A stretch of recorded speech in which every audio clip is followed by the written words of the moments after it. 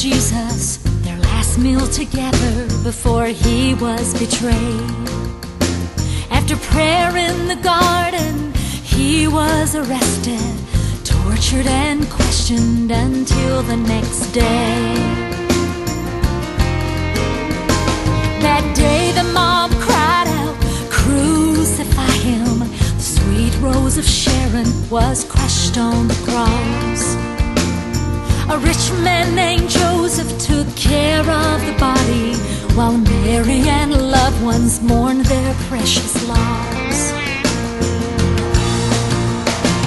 Last night they buried the rose in the garden. The fragrance of sorrow hung thick in the air. Satan was breathing a sigh of relief, while angels were silently bearing their grief. God knew that his son would arise with great power, but for now he was waiting and counting the hours.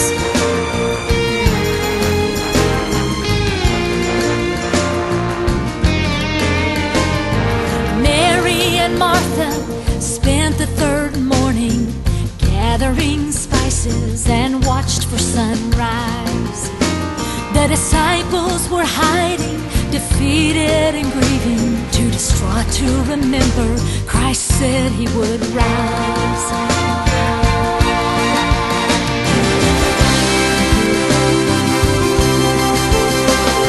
The soldiers were sleeping outside of the grave, unaware that their prisoner was stirring inside. The stone rolled away, Jesus stepped from the darkness. The dawning of grace had finally arrived. This morning the rose blooms in the garden. The fragrance of victory still fills the air. Last night there was weeping with no consolation, but this morning rejoicing in the God of salvation. Today there is hope in the morning light. What a difference God made between now and last night. No matter how hopeless and final the night, it has to give way to the Son of pure light. This morning the rose blooms in the garden. Fragrance of victory still fills the air.